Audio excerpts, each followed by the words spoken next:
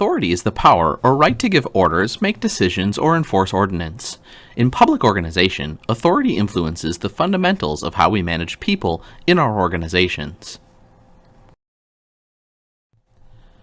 Authority and responsibility share strong ties in public organizations. Whoever claims authority assumes responsibility for the public good, and whoever claims responsibility assumes authority. Public managers must therefore balance both, otherwise the manager can't achieve set goals. Balancing authority and responsibility is an important part of managing public agencies. Let's agree on some common definition of authority and responsibility. As we've already discussed, authority is the power or right to give orders, make decisions, and enforce ordinance. Responsibility is being accountable for something or having control over someone. Responsibility and authority in public organizations begin with how local governments are structured. There are two basic types of Minnesota cities: statutory cities, which operate primarily under Chapter 412 of Minnesota state statutes, and home rule charter cities, which operate under a local charter. Whether organized under state statutes or a home rule charter, the City Council has to make important decisions regarding how it distributes responsibilities to a variety of offices. Let's take a closer look at each.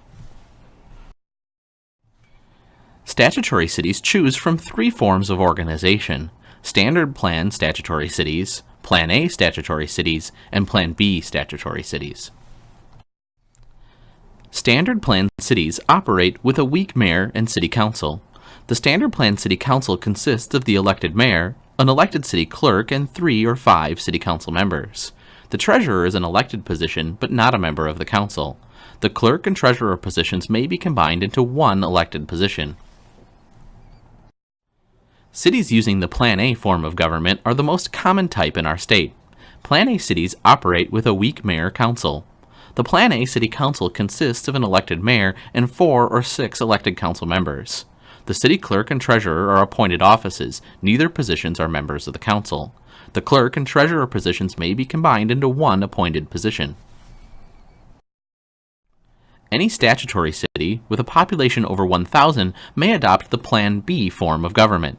The Plan B form is also known as the Council Manager Plan. It consists of an elected mayor, 4 or 6 elected council members, and appointed city manager. Although the council retains legislative and policy-making authority, administrative authority and responsibilities, such as hiring and firing city employees, are delegated to the city manager. Home rule cities derive their powers from a home rule charter, which also defines the specific powers of elected officials and appointed staff. The charter is, in effect, a local constitution. Charter adoption, amendment, and abatement procedures are found in state statutes. The charter may provide for any form of municipal government, as long as it's consistent with the state laws that apply uniformly to all cities in Minnesota. So why is authority needed in the public sector? The simple answer is to provide for the best possible outcomes for all. Authority provides structure in which local government agencies provide the best possible public service. To get the right things done to realize public policy, to be accountable to the taxpayer, to work towards the public good, to evaluate performance of professional staff, and to make redirections and improvements for inefficiencies. Elected officials and professional staff share responsibility and authority in local government agencies. In the most basic sense, authority comes from someplace above, a council or board in our case, who has more responsibility than professional staff. That authority flows down to staff who are held accountable for their actions and outcomes of public service organizations. Elected council members and commissioners are legislators. Together, they constitute a legislative body that's given the authority by a state constitution and state law to make local law. Local legislative authority is generally limited to what the state specifically grants to counties, cities, and towns. However, charter cities and charter counties have home rule powers that permit them to exercise authority not specifically granted, provided that the state has not specifically prohibited that local authority. It's important to take a moment here to remember that our political system is a representative democracy. We elect legislators to make policy decisions and enact laws on our behalf. The essence of the legislative process is the give and take of different interests and the search for a compromise that's acceptable to the majority. Often, there are elaborate mechanisms that involve citizens and interest groups in the policy-making process, but in the end, legislative bodies make the decisions and voters must abide by those decisions.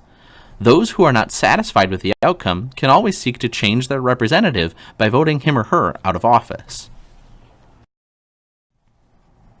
Let's move to discussing professional staff. While city managers and professional staffs often develop and propose policies to their elected bodies, their basic responsibility is to carry out the council's directives and implement the policies adopted by the city council. The relationship of the executive or professional staff member to the legislative body varies by the form of government, cities, counties, and so on. Cities in Minnesota have used three primary forms of administrative organization, or plans: the weak mayor council, strong mayor council, and city manager plans. Let's take a look. The weak mayor council plan is by far the most common in Minnesota. It's the form for Standard Plan, Plan A, and Plan B statutory cities, and is a favorite among Home Rule Charter cities. Administrative as well as legislative authority are the ultimate responsibility of the council or appointee.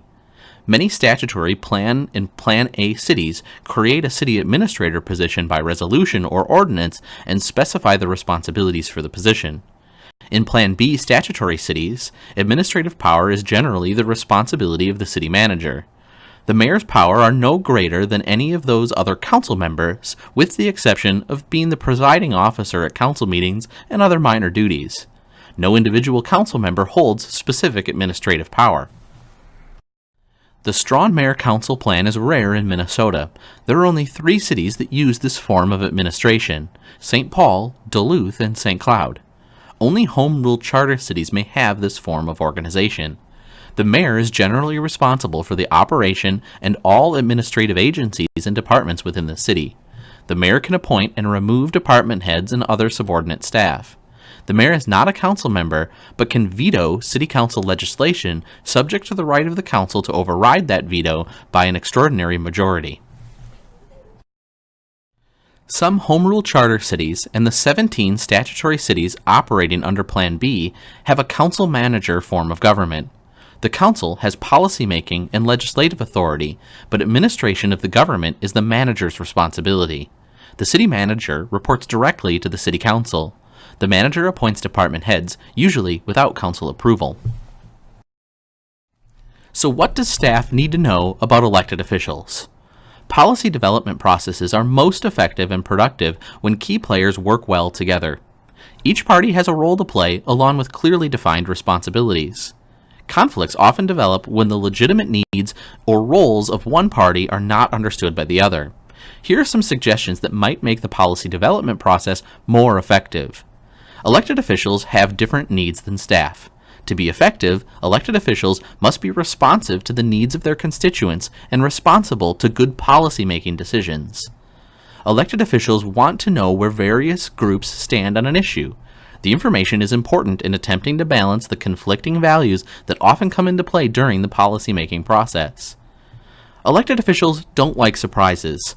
Council members therefore depend on staff to provide pertinent, timely, and complete information on issues the council must take under consideration. And finally, elected officials like to have choices. No one likes to feel backed into a corner on any one solution. On the flip side of the coin, what do elected officials need to know about staff? Here are some suggestions that might make policy development processes more effective.